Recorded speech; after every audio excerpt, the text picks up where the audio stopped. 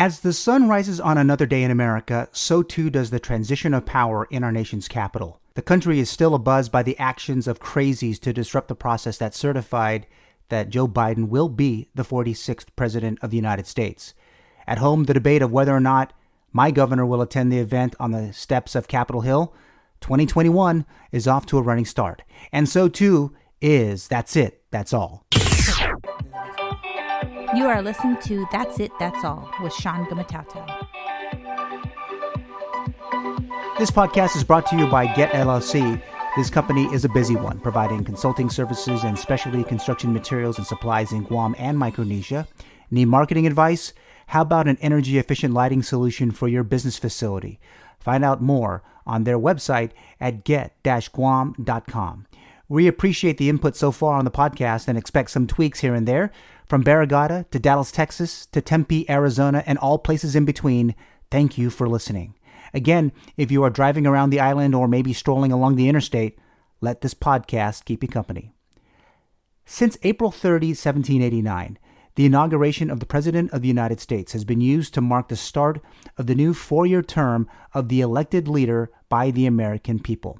The modern-day version we have become accustomed to started in 1937. Chief Justice John Roberts will be administering the oath of office to Joe Biden. As this scene plays out on the western front of the U.S. Capitol facing the National Mall, the inauguration will be followed by the traditional pomp and circumstance, pared down and virtual because of the ongoing coronavirus pandemic. The president's inaugural address will be the highlight. A policy primer, if you will, and some words on unity is what many will look to. The nation's elected representatives to Congress and governors will be in attendance. 4 years ago, some Congress members took a pass. Those folks used the event as a slight to the 45th president. As of this podcast, there isn't any planned defections with the exception of one. A Washington Post editorial in November proffered, and I quote, "At a time when COVID-19 cases are soaring, and after a holiday season in which Americans are being asked to forego gatherings with their loved ones, there is simply no way to safely pull off anything like the week-long extravaganzas that inaugurations have become in the mass media era," unquote. How important are inaugurations, and importantly, this particular inauguration in 2021? A cursory read of the events transpiring across state houses and most recently our territorial legislature, the taking of the oath of office comes at such a unique time in the history of our country. If you read, watch, or listen to mainstream media outlets, there is so much attention to the Biden swearing in as consequential, significant. I tend to see it like Forbes magazine. They recently described it as an end to a raucous election season. Well, that seems a bit more appropriate.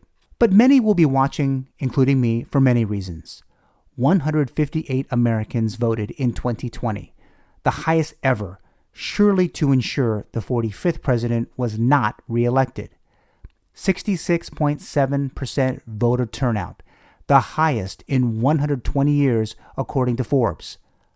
With last week's assault on the Capitol building, the viewership will be high to give the assurance that the smooth transition of power does in fact happen.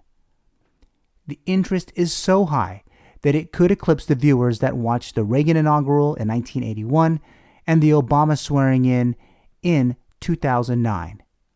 The words "I do solemnly swear" will be heard around the nation from D.C. to Alaska to Guam to Puerto Rico, and many will look upon the promise of a new day in America. The most powerful individual in the free world will take the reins of a government that is in fact being questioned. He will take on a government that can do so much to serve the interests of every American. The president will begin 4 years of a term to move our country forward in these extraordinary times. We'll talk up the events of the inauguration and the impacts on our doorsteps for 2021 and beyond after we take a short break. This podcast is sponsored by Get LLC, a consulting and specialty construction materials and supplies firm. Since 2012, they have provided valuable services to their customers across Micronesia and North America. Check them out on the World Wide Web at get-guam.com. They have a presence on Facebook, Twitter, and Instagram too. Get LLC. Find out today how they can best serve your business's specific needs.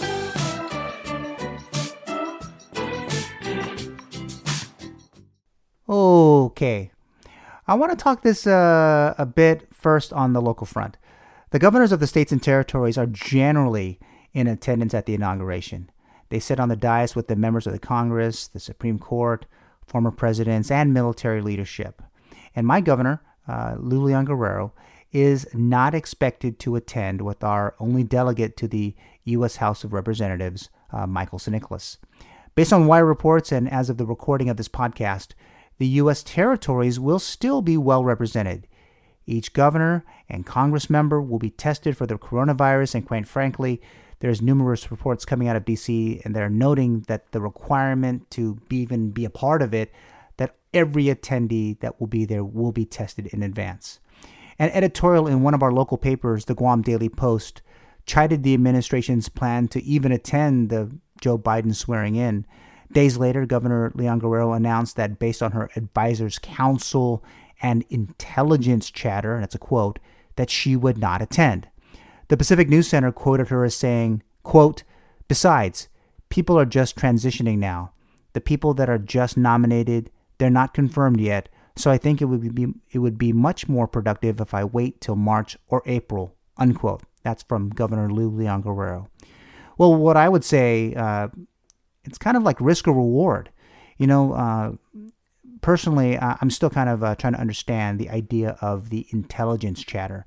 Then many are looking at what's happening with the activities in Washington, D.C. recently that would scare almost anyone off.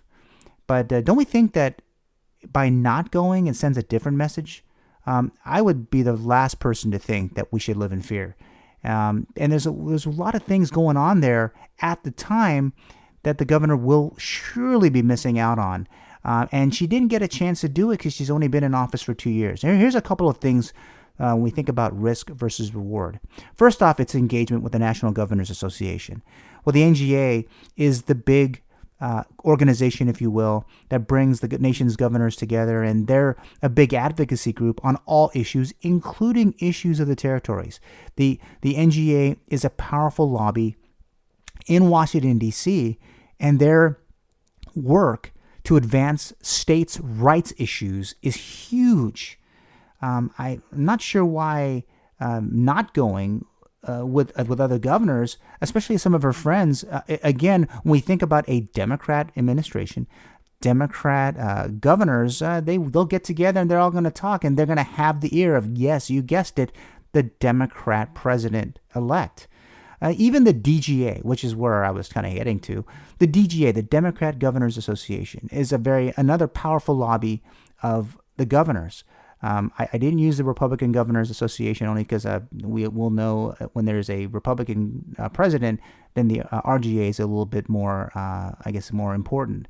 But since they're not, the party in power, the DGA becomes that important group.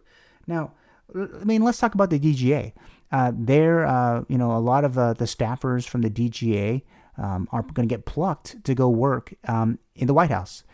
It's not a foregone conclusion that many of them will probably go work at the respective executive branch agencies. So why the governor of Guam would choose not to go to the inauguration is really I'm not too sure why. The engagement is going to happen regardless if there's more soldiers in Washington, D.C. today than there is currently in Afghanistan and Iraq. Unscalable barriers. It's going to be pretty safe there. And I would probably disagree with chatter driving a decision because the engagement really is going to outweigh that. The chatter happens, gone. What happens the next day and the day after that? Are we going to continue to be paralyzed by what some are saying as opposed to what's really going to happen? The engagement with the National Governors Association and the Democrat Governors Association is going to be critical. Even important than that is engaging the cabinet. Now, the Guam office of the governor in D.C. is led by former Congresswoman Madeline Bordallo. And she's been pretty quiet since she's been in her office. It's been about a year or so plus, but she's been quiet. But that does not mean that she is not able to engage with the incoming administration. There is that link between the office of the governor and the incoming Biden-Harris cabinet. I think I've said it out loud before that people are more worried about, well, okay, what are we going to see with this new administration? Well, they're all starting to get filled. All these cabinet positions are being filled. If I'm not mistaken, most of them are already filled right now. So when we think about engaging a cabinet, the governor said, well, they're just not nominated and they're not confirmed. But I would disagree.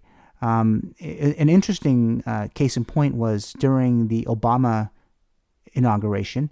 At the time, I was working with their transition team. Believe it or not, a Republican guy like me working with a Democrat incoming transition team.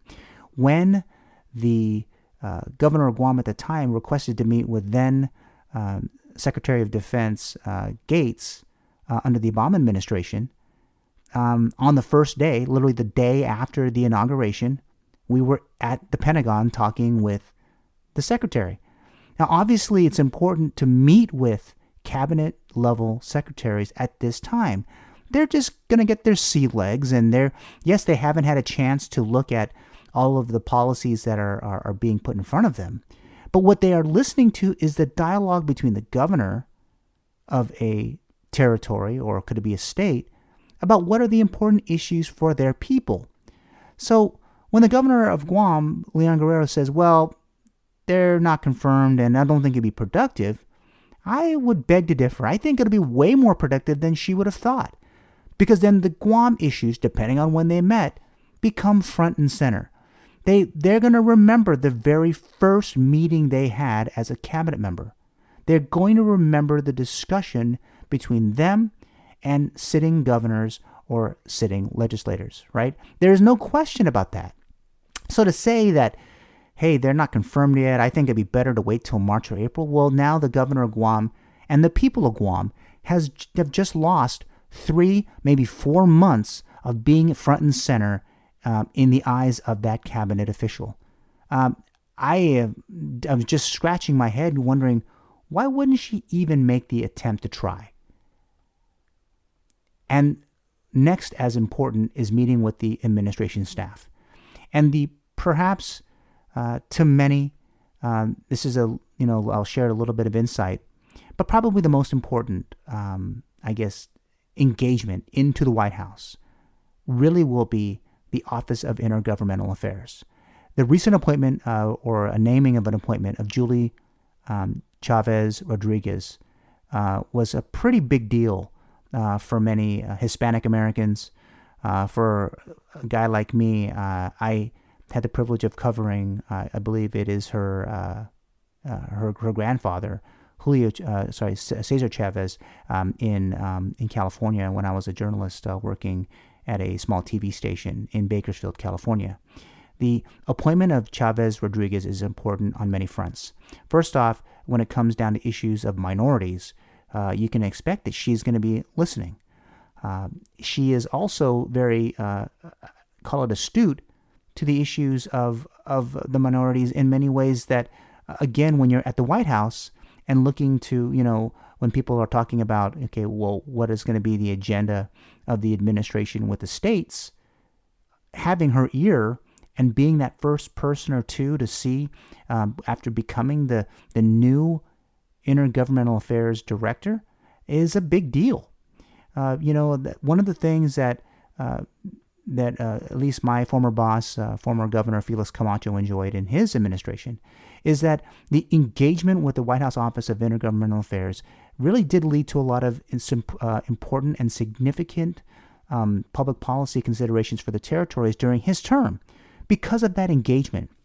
Now, for the governor, a phone call and a Zoom call, that might be a big thing.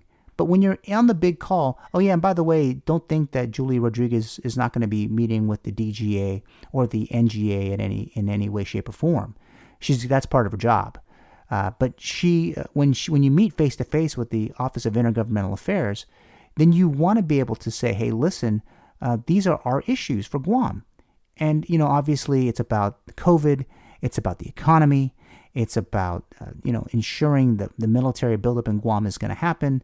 If those are looking at 3 issues for Governor Leon Guerrero and she can get in front of Julie Rodriguez and say these are our issues face to face, there's a strong chance that some of that's going to go a long way in ensuring, that all of our issues are going to be taken care of.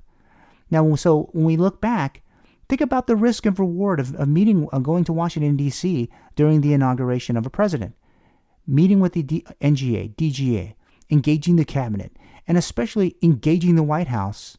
When we think about the risk, people are going to say, well, Sean, it's a little unsafe for her. Well, if she travels a certain way and if the staff engage Capitol Hill a certain way, it really reduces the risk, especially the security risk, to the sitting governor of Guam. But she would be the only one not there, and it's going to be she's going to be a noted absence. People will notice that she is not there. Any governor that does not go to this particular inauguration will stand out, and obviously for her constituency, for Guam, well, I guess you really did show the editorial writers, hey, listen, it was better that you don't go, take care of things at home, but everyone's going to be watching the inauguration. And the amount of time spent in D.C., whether it's a week during those events, I'm not saying that, you're going to go to the inaugural ball for the West and say hang out with everybody, but no, we're saying that the engagement is key. Reward is going to be significant, especially with the remaining 2 years in her term. Hey, we're going to take a break. We'll be right back. This podcast is sponsored by Get LLC, a consulting and specialty construction materials and supplies firm. Since 2012, they have provided valuable services to their customers across Micronesia and North America. Check them out on the World Wide Web at get-guam.com. They have a presence on Facebook, Twitter, and Instagram too. Get LLC. Find out today how they can best serve your business's specific needs.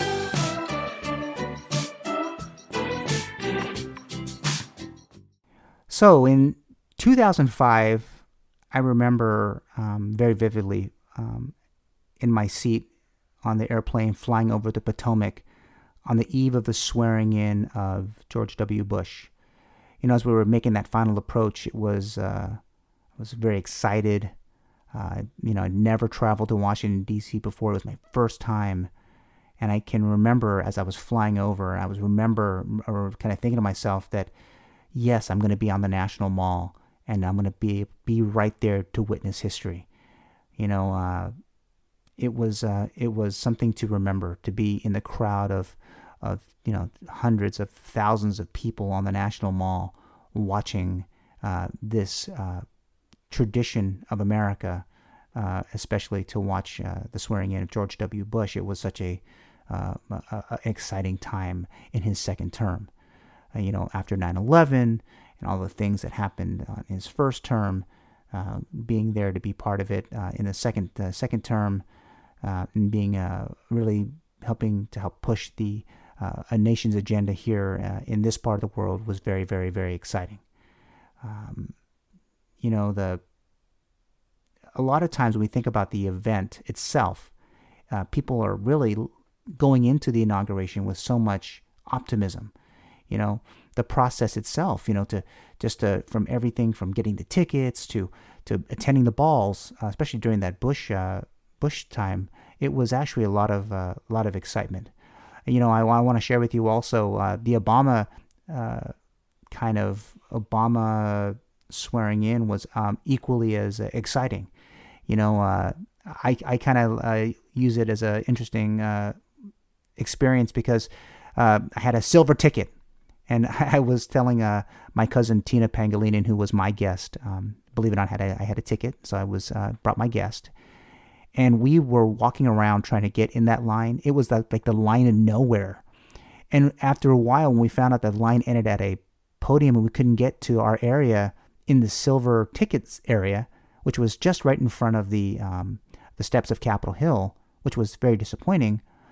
we weren't deterred. We were very determined. So by the time we knew we had a little bit of time, we ended up just near the National Museum of the American Indian, which obviously is not in front of the steps of Capitol Hill, but it was pretty far away. But we were there right at the time in the moment that President Barack Obama raised his right hand and swore to protect and defend the Constitution of the United States. It was a crazy time. So at the least, it's you should know that everywhere you went, it was just exciting getting behind the president. Even some of the memorabilia, because he had licensed his likeness to be used everywhere. So there was, Obama, papers and Obama pictures and T-shirts and all that, buttons all over the place.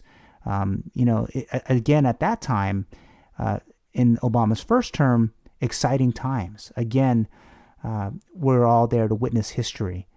When we look at what's about to happen in just a couple of days from this podcast airing and premiering, well, we can expect that Donald Trump won't be in attendance, and I think people would be.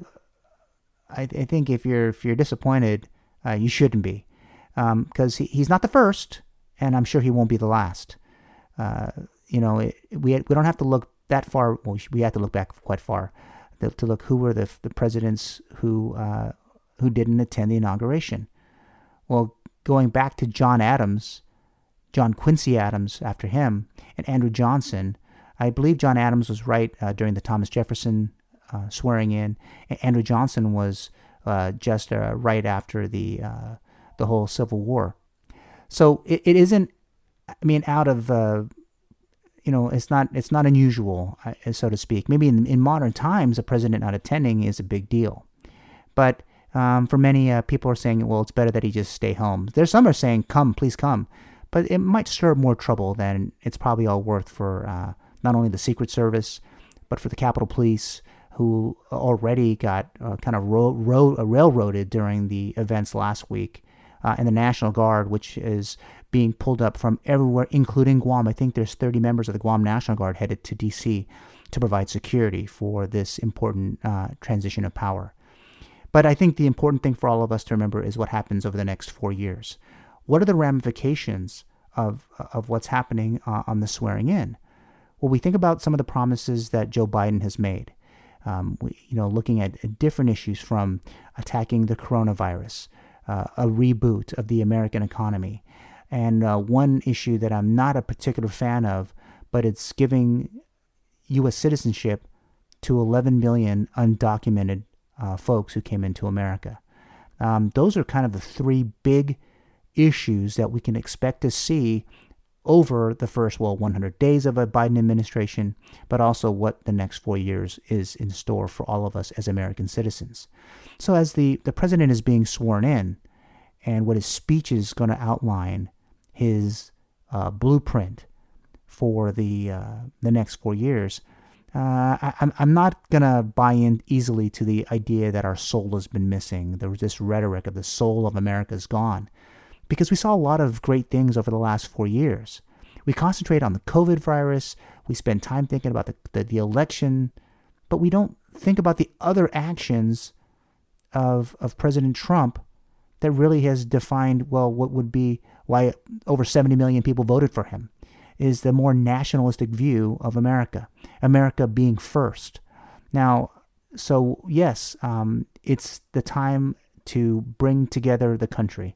And it's important for Americans to come together at this important time.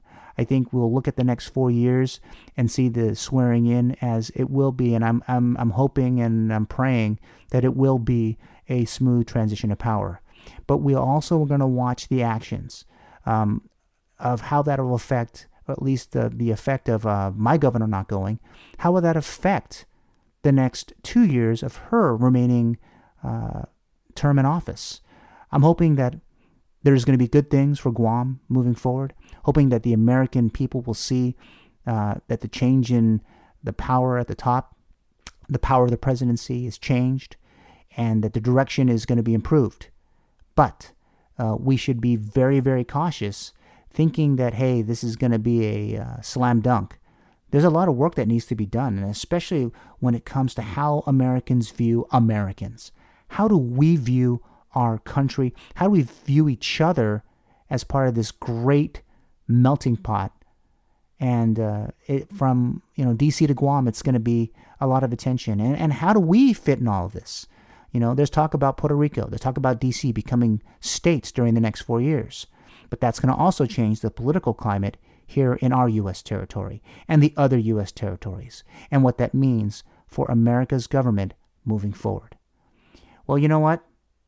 We'll have to wait and see. But what does the next 4 years hold? That's it. That's all. Thanks for joining us today for this podcast. I hope that you're going to follow, like, subscribe, all those good things. And we want to thank you for listening today, and we'll talk to you next week. The That's It, That's All podcast is produced by Sean Gumataotao. Executive producer is Trisha Gumataotao. Hit the subscribe or follow button and leave a review. Thanks for listening.